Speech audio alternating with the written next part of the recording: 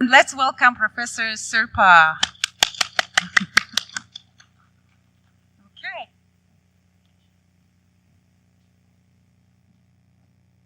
Thank you very much, Professor Dovchin Sender. It is an honor to be here, and I'm really excited for this opportunity to be able to share my work and my colleagues' work with you today. I hope you can all hear me very well. Yeah? Okay, lovely. So let's get started. So as Sender mentioned, sociolinguistics, complexity and mobilities in social media is my topic today. Let's see if this works. So what I want to do more specifically is, first of all, to argue that for sociolinguists, multilingual and multimodal practices on social media constitute a significant object for inquiry that can help us understand their seminal role in contemporary social life. And I hope to show you, with the help of three examples from Finland, how sociolinguistic analysis can elucidate how social media actors navigate and position themselves creatively and critically in changing and conflicting circumstances. And finally, very briefly, I will discuss how social media practices highlight possible ways in which we help our students enhance their creative and critical capacities in communication. But first I'm going to give you a little bit of background on where I come from. So I come from, as Sender already mentioned, from Finland, which is one of the Nordic countries with 5 million, about 5 million people. So we are a very small nation. If you can see anything of the map on the slide now, we are the tiny blue splotch on the world map at the edge of Northern Europe. Officially, Finland is a bilingual, Finnish-Swedish bilingual country, but there are a number of traditional minority languages as well as new migrant languages. Pretty much everyone born after the 1960s has studied English as a foreign language in Finland, but many people have studied other languages too. It's been a kind of a tradition in our small country that foreign languages are appreciated a lot, and they are a valuable resource for us. Finland is often seen as a kind of a model country, characterized by social security, a fully functional societal and parliamentary democracy, high-quality public education, and general happiness of its inhabitants. But it is also a country marked by discrimination of various kinds, and most notably by racism. Quite recently, almost 63% of respondents to a survey focusing on being black in the European Union expressed that they have experienced racist harassment because of their skin color. So being a model country is not the whole story about Finland. And I will come back to this point later on in my talk. However, compared to many other European countries, Finland has long been ethnically and culturally homogeneous. But since 2015, however, there has been a major shift towards a more diverse society. A few words about my field of study, just so that you understand where I'm coming from. So my field could be labeled as sociolinguistics of social media, and happily nowadays there is a great deal of sociolinguistic work on the role and significance of social media as sites of our social life. My esteemed colleagues over there, Sender Dovchin and Shaila Sultana, are very good examples of that kind of work.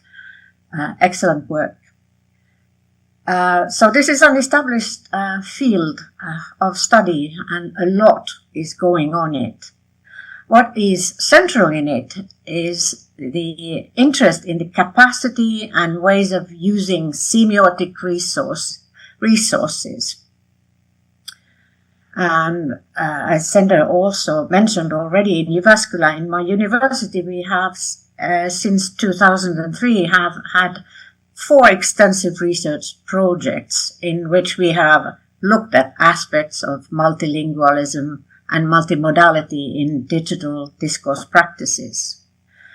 In particular, our focus in these projects have included informal and interest-driven social media practices by Finnish and migrant actors.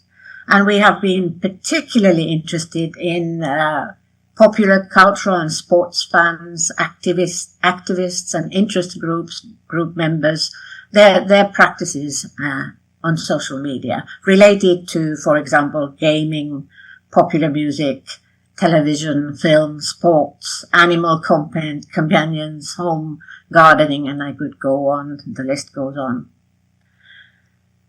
Some of the key themes in our projects have been, as I already mentioned, how multilingualism and multimodality are mobilized in social identifications and categorizations related to ethnicity, nationality, religion, gender, sexuality, and social class. We have also investigated people's agency and expertise when they use semiotic resources on social media. And finally, we have highlighted, on the one hand, playfulness and the communality often central in social media practices, as well as the increasing inequality, discrimination, and hate discourses in social media practices. A few words about our approach to the study of social media discourse. So our approach could be described as a multi-dimensional approach, combining insights from several fields: the study of multilingualism, new sociolinguistics, the study of social media discourse, digital and multi-sited ethnography, and the study of multimodality. And in actual research work, empirically, this kind of research involves a range of interrelated research activities. So in order to keep track of on types of social media, their changes, shifts and developments, we have collected data on a continuous basis to gain nuanced understandings and thick descriptions of social media activities. We have done online and offline ethnographic fieldwork, and to describe and interpret the forms, patterns, discourse functions, and local sociocultural meanings of the semiotic, in other words, linguistic and other semiotic choices made by participants, we draw on sociolinguistics, discourse studies, the study of multimodality in the analysis of our data.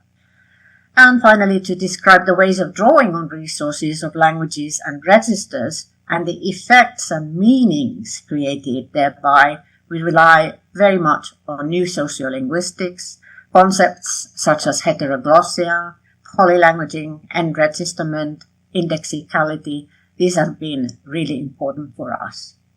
And we also have drawn on cultural studies, anthropology, sociology, new media studies, and fund studies. So you can see our approach has been very broad and multidisciplinary. So what I'm going to, for the rest of my talk, is to introduce and discuss 3 examples of Finland-based social media practices. And with the help of these examples, I want to show to you how sociolinguistic analysis can show how people conduct nuanced, critical, sociolinguistic and social analysis in their practices on social media. And my first example comes from a video. The English translation of the video is The Suburb Translator. In Finnish, it's lähiökielen kääntäjä. If you're interested in the discussion of this particular case, you find an analysis of it in a recent paper by myself and my young colleague Elina Vestinen. The topic of the paper is sociolinguistic upsets and people of color in social media performances, and it was published in the International Journal of the Sociology of Language 2 years ago. But yes, without further ado, let's have a look at The Suburb Translator. That video was produced by Luvi Konsi and Hanad Hassan. Konsi is better known in Finland as Sexy Chocolate. That's his artist name. He came to Finland as a refugee in the early 2000s from Angola. And Hassan, whose artist name is Dostela, has a Middle Eastern background, but he was born in Helsinki, Finland. They began their social media broadcasts in 2012, and nowadays they are considered the initiators of migrant online comedy in Finland. And they are also considered the best known and most successful social media comedians. Some 43,000 followers currently, which is quite a lot in a small country like ours. And they have also been a source of inspiration and role models for many other social media comedians with a migrant background. So they've been extremely influential, you could say. I want to share you a snippet of the video, and I'm sorry, the technical quality of the video is not the best one, but I hope you will be able to get some sense of what goes on in this video. So the video is telling the story of a job interview with 3 participants. There is a migrant job seeker, an ethnic Finnish employer, and a migrant background assistant. Let's listen to a short extract from the video.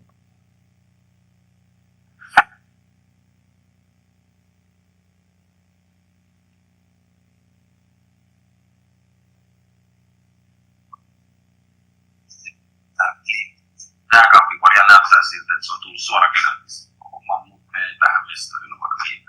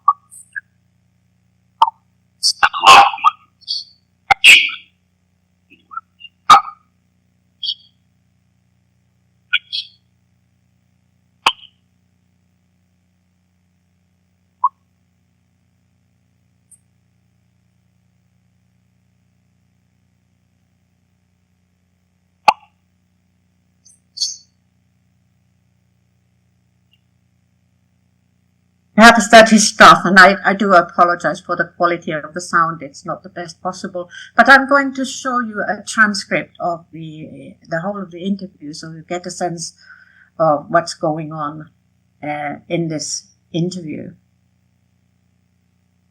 Let's see.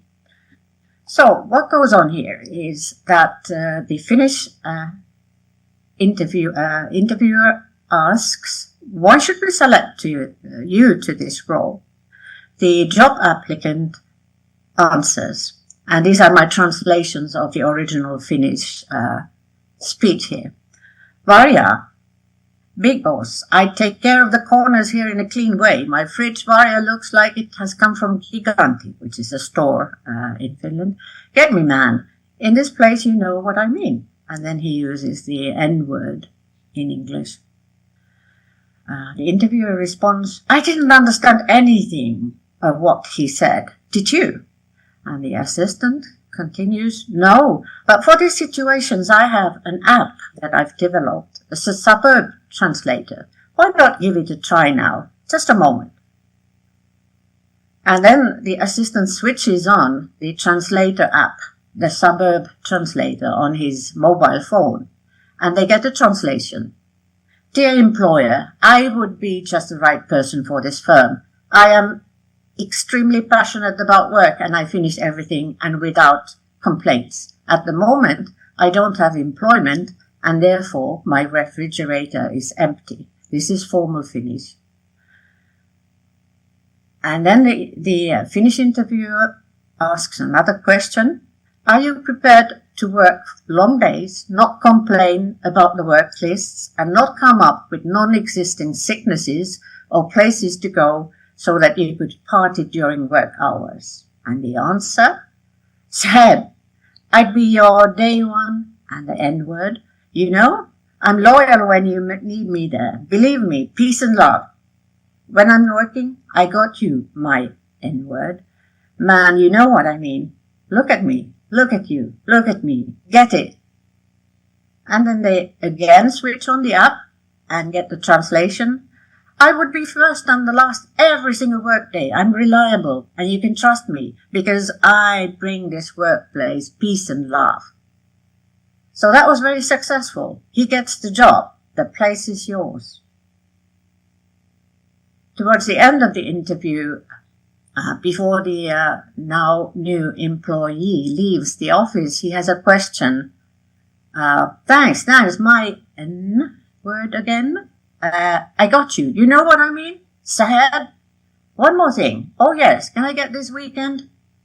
Flow? Free, you know? He's talking about the city festival. I'm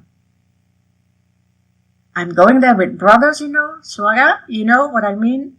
N-word, man, turn up, Sahab. And they don't understand, again, not a word. And they use the app again. What did he say in the end? No idea. He said something about 3 days. What is it? Turn up? I don't know. I'll switch on the app. It sounded something like mustard. So what goes on here is that the video narrativizes a critical moment in migrant life, applying for a job. And it builds up a comic image of the critical role of the capacity to use an appropriate language and register in seeking a job, and ultimately an access to the mainstream society. What is really interesting about the video is that the job seeker's speech is an exaggerated version of linguistic heterogeneity. He mixes Helsinki slang, English, Somali, and Arabic, at least, in his speech.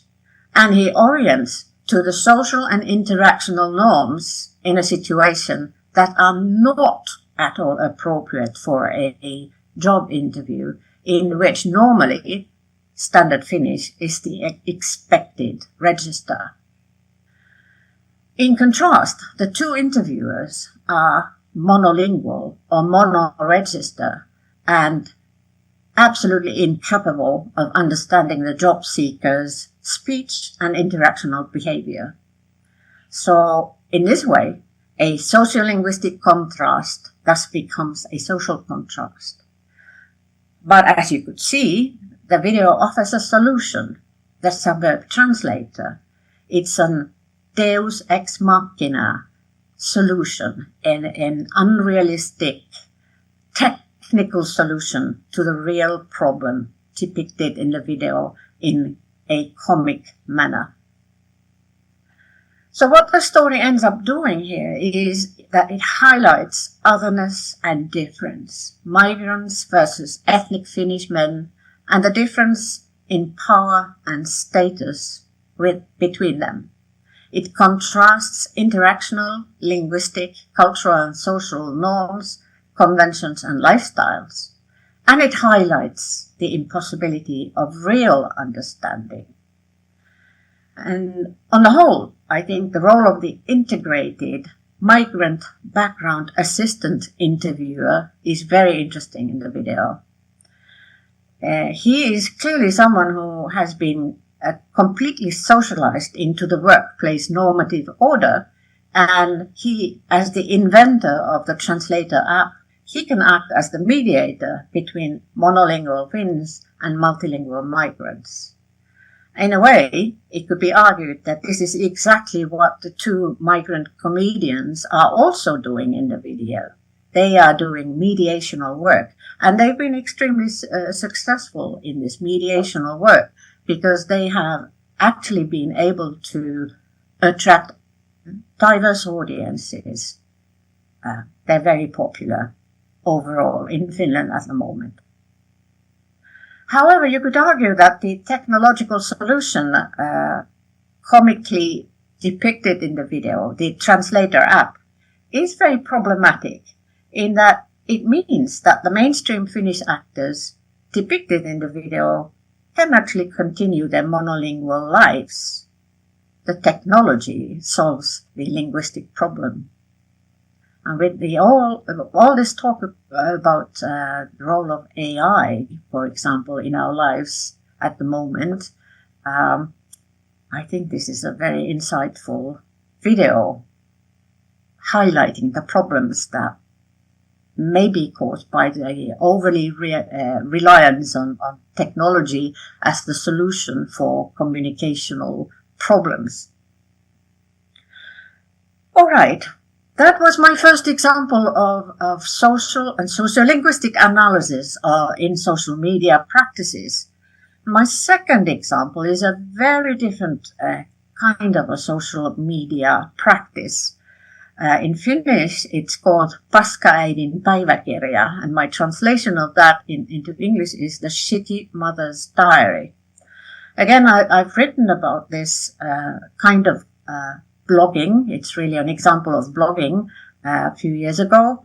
And my analysis has been published in a chapter called Revisualization of Classed Motherhood in Social Media. And it's published in a book edited by Crispin Thurlow and colleagues. Available online, I think, at the moment, if you're interested. So let's look at it. So the Shitty Mother's Diary is actually a parody of serious homing blogs. Serious homing blogs are blogs that are often put together and published by young women, mothers, homemakers, and they depict the everyday lives of their everyday domestic lives, you could say. But the Shitty Mother's Diary is in a way challenging these serious homing blogs. It ridicules serious homing blogs. The Shitty Mother's Diary is actually an example of what I call counterblogs. It was launched in 2007 by an anonymous group of bloggers. It's present on various media platforms, and it employs parody to challenge the ideological assumptions concerning the nuclear family, good mothering, and the aesthetics of home conveyed in serious homing blogs. It's not in any way. It's not a unique example of bad mother discourses in Finland. They are present in other contexts as well, such as the media, Finnish TV, comedy shows, social media humor, bad mother discourses are present there. And I've also discovered bad mother blogs elsewhere as well, Sweden, the UK, US. Very similar counter blogs are being published there as well. So my argument with this type of social media practice is that it is critical and political in nature, and it exemplifies new forms of political action and activism that in the context of ludic, in other words playful, participatory cultures, increasingly rely on transgression and subversion as their key strategies. Here's an example of the Finnish blog, The Shitty Mother's Diary. So simply by having a quick glance of one of their entries here, you notice that it's not visually very carefully thought out. It looks very cluttered, very informal, not very well designed, and that's very typical of this type of diary. Let's look at the picture first. In a picture, the picture is typical of this kind of blogging in the sense that it is not an aesthetically pleasing picture. It's not color coordinated. It's not carefully designed. And what we see in the picture is a young child in a carrier bag, which is really meant for carrying your companion animals, dogs and cats. But here it's the child who's ended up in the carrier bag. And the text is really interesting because it gives the impression that it is not very well designed either. It says, and this is my translation, I'm the summer cat of the city's Nikita, and I was given the task of choosing my favorite breeder male, so here goes. Esmeralda Ariel's piece first caught my eye. Such a lovely princess-like name. Tasting it. Esmeralda Ariel. An emoticon. I wonder if it is a name given at birth or an artist name. Quite okay, that magnet too. Some uber cool fridge magnetism. The point is, they're not making much sense. They are not really communicating much to us. There's a comment about the picture though, which says, a mum sends us an idyllic picture that gives a good tip to those who are traveling with kids.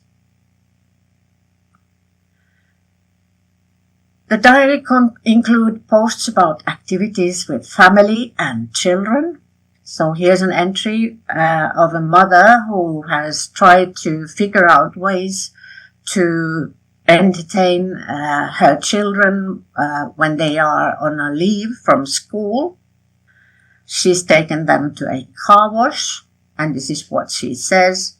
I've almost done my bird with the autumn break, and it's not as if it isn't nice to spend several days in a row with the kids. The only thing that bothered was the constant cooking normally. They normally eat at school during the day.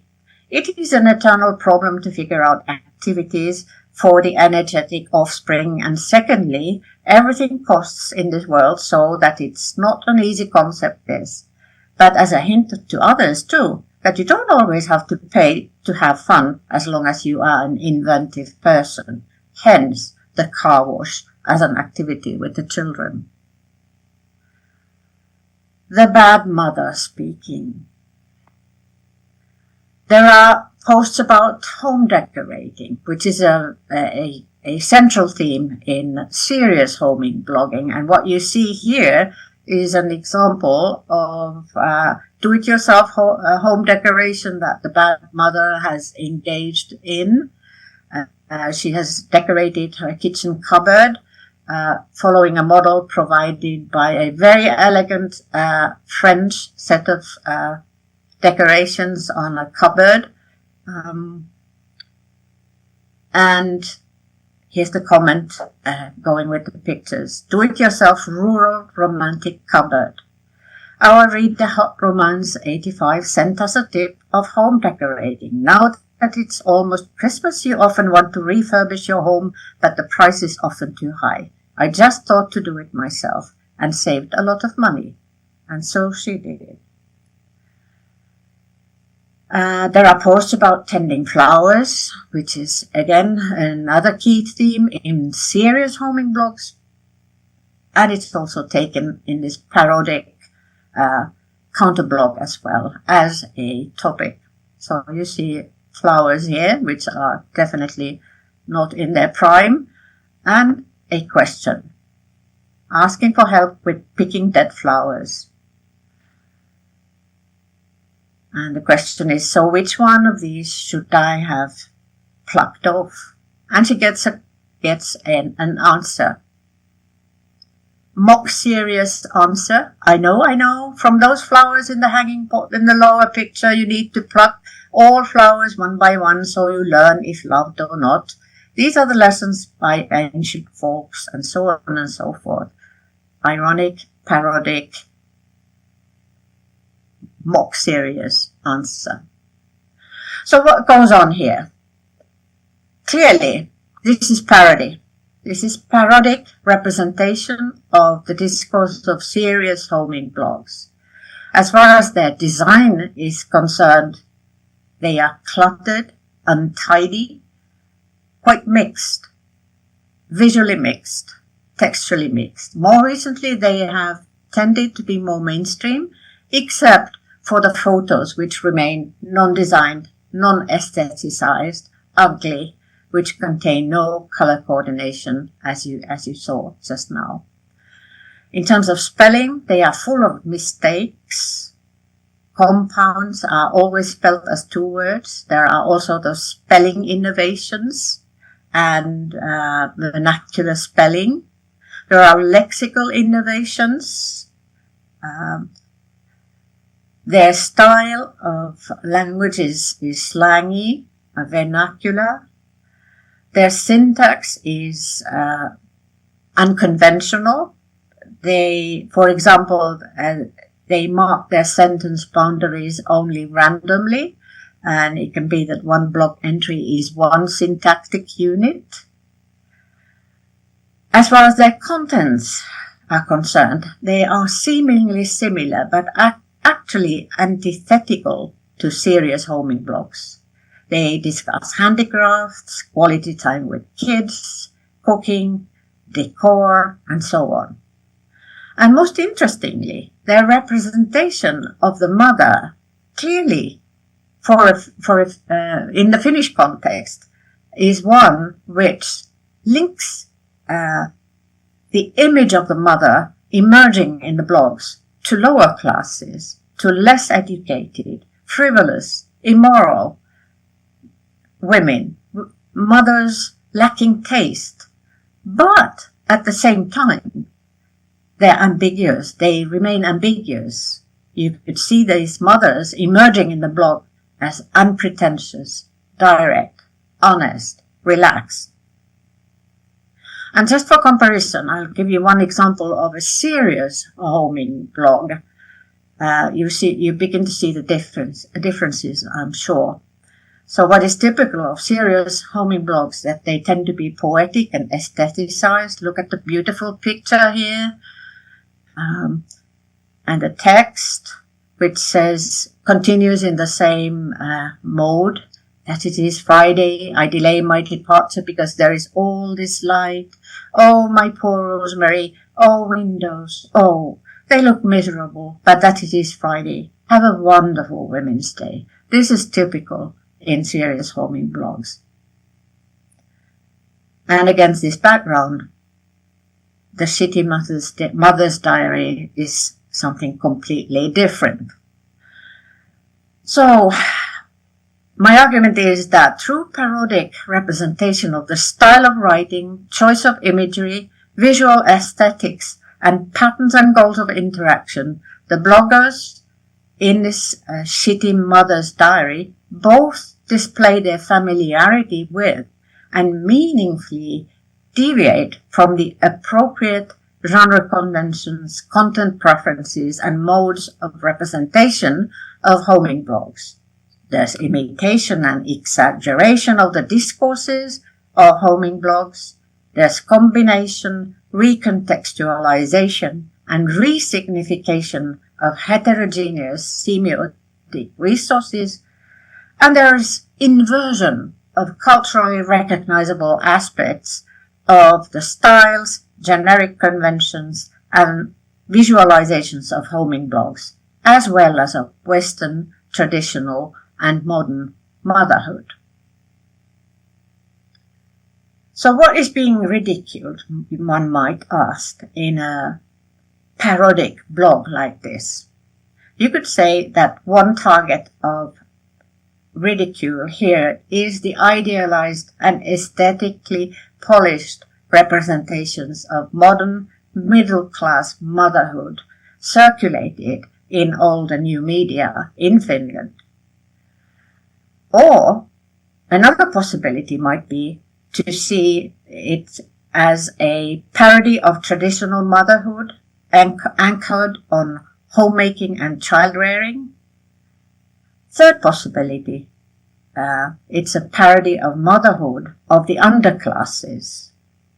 Or possibly all of these. In my opinion, what you see here is intriguing ambiguity and a lot of questioning going on of what good motherhood can mean in a context like Finland right now. Social and sociolinguistic analysis in its own way, in other words. Okay, moving on. My third and final example.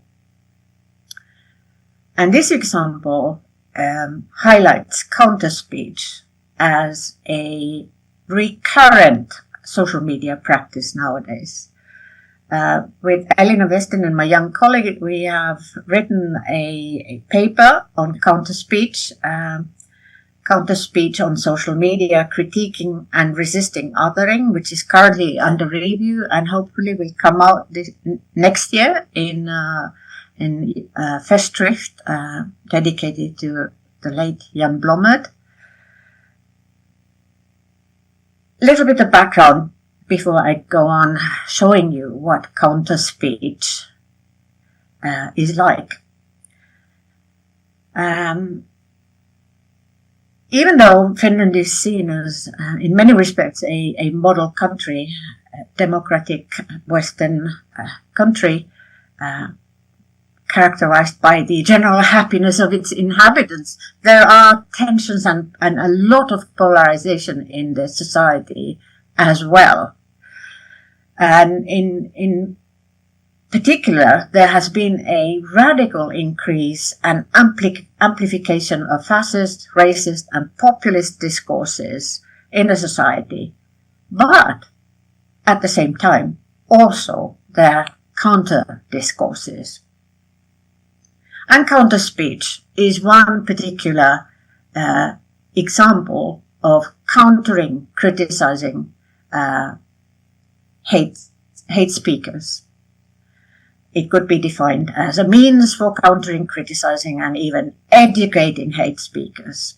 And in my final example, what you see is a person of color, a social media practitioner, who takes issue in his social media performances with racist themes that circulate in far-right and populist discourses in Finland. And what you will see is that this practitioner mobilizes counterspeech in which he challenges the claims that people of color do not belong to Finland. He creates common ground with the racists, but also distinguishes himself from them in interesting ways. And in addition, he not only uses the language that is not stereotypically considered to belong to him or to people like him, but he also claims its ownership. And what he ends up doing in his video is reversing the hierarchical roles between us and them.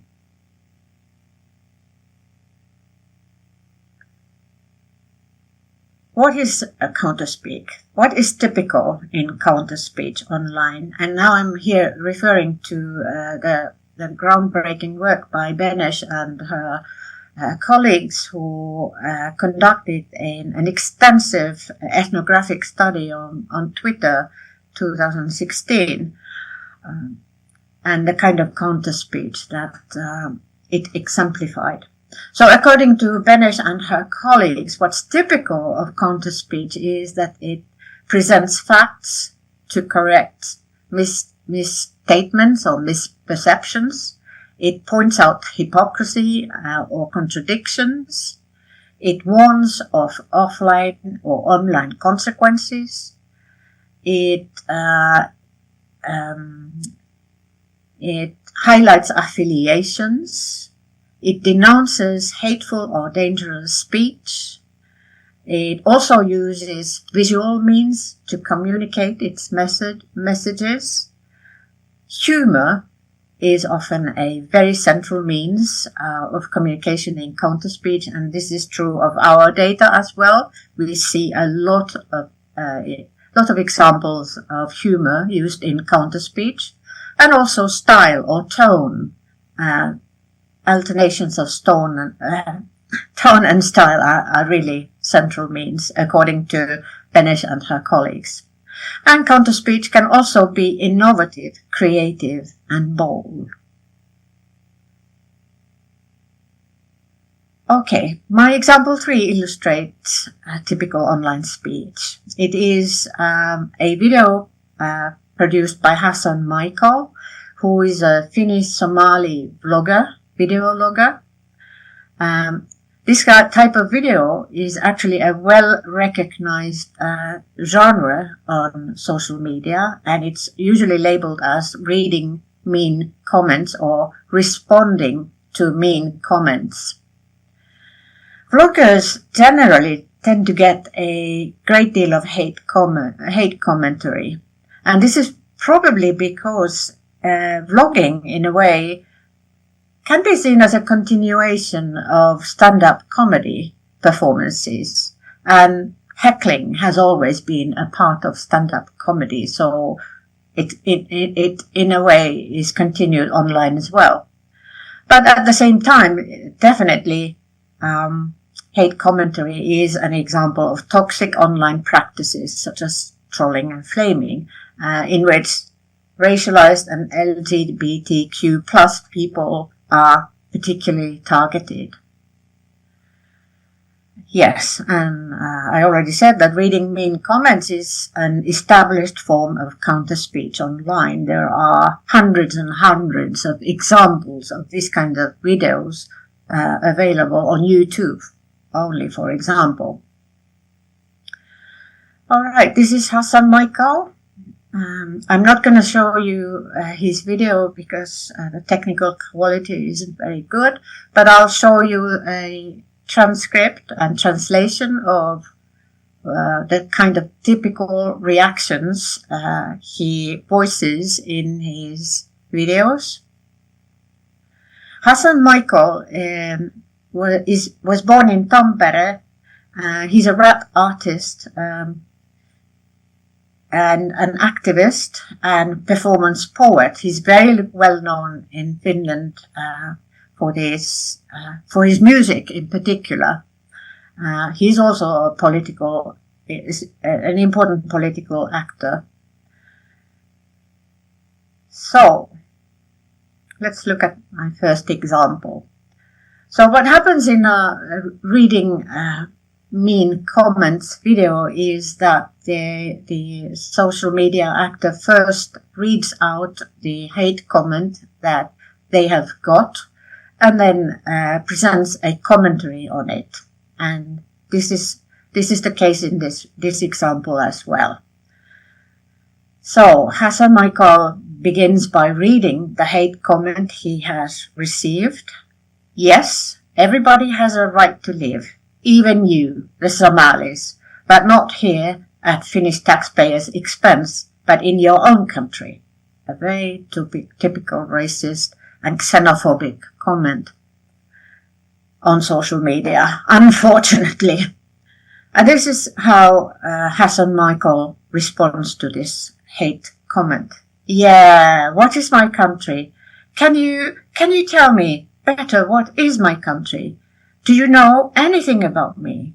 No, this is my home country as much as it is your home country. So he was born in Finland. He's a Finnish person. So what he does here is that he reads aloud the hate comment.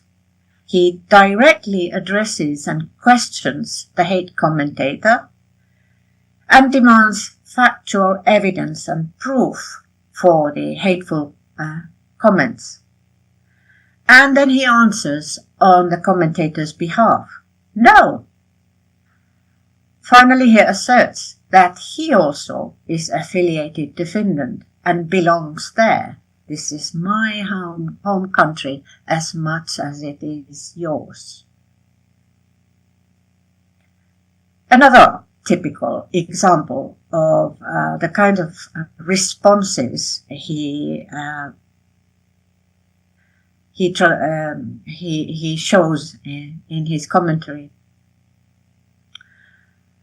First he reads the hate comment. Oh, it's the same guy. Reads, and he uses the F word because it's in the original message. These tolerants open the borders. They should be closed. The society doesn't work that way. And then his response. You know what? Society doesn't work with those Finnish skills you have. And then there's laughter. There's a lot of laughter in his videos on the whole. Where are the commas? Where are the full stops? Where are the uppercase initial letters? You cannot be taken seriously if you do not even write well. Come on, study, children, study. So what happens here is that he ends up educating the racists about their failing proficiency in their mother tongue. After reading the hate comment aloud, he addresses the hate commentator directly. You know what? And then he reverses the hate commentator's argument by placing the reason for it on his failing proficiency in his mother tongue, Finnish. After that, he generalizes the poor Finnish skills as a general attribute of the far right, and in a very teacher-like fashion reprimands and educates the racists as children. Study, children, study. So, in fact, what he does is to reverse the hierarchical roles between the racists and the people of color, also by his change of style in the video. So he moves from an argumentative style to an instructional one.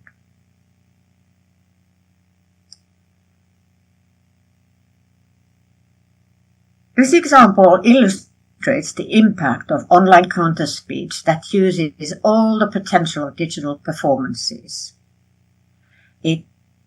Counter-speech like this can disrupt online fascist and populist hate speech on various social groups, LGBTQ plus people, activists, researchers, nerds, celebrities.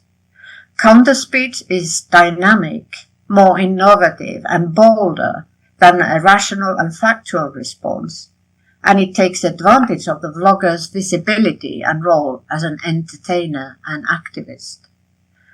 And for these reasons, it can reach potentially broad and diverse audiences, and even some of the obscure and self-absorbed cultures of digital fascism operating online.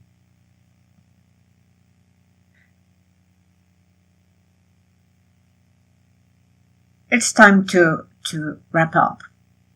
So, you've seen my 3 examples, and I hope I have shown you how all of them highlight, in their very different ways, how social media actors engage in complex sociolinguistic and social analysis.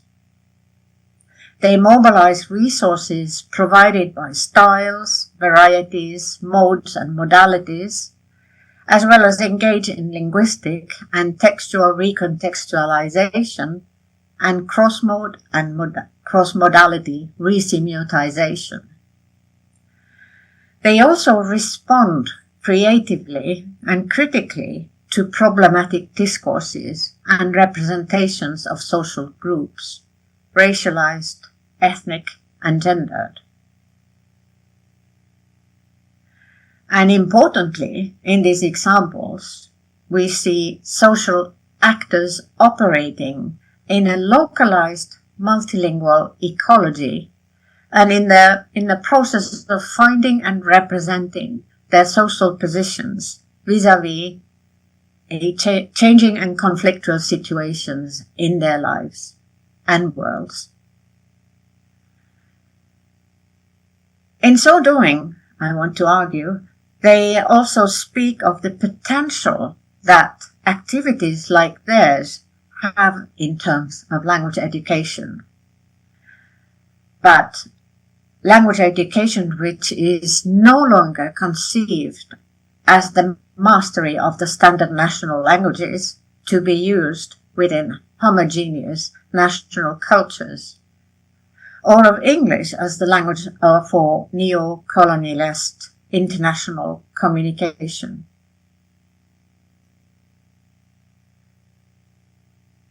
What would be the mission of language educators then? And I'm here citing one of my old teachers, Claire Cramsch, who has put it very eloquently that the mission of language educators now needs to be that we help our students to develop the ability to find their subject position in multilingual, changing and conflicting situations. And in a way, you could see that all my three examples exemplified ways of navigation and positioning in multilingual, changing and conflictual situations. So Claire Cramsch continues. She says, in principle, the development of such capacities highlights the importance of critical, ethnographic and analytic resources that can empower students to interpret and respond to linguistically and discursively complex communication.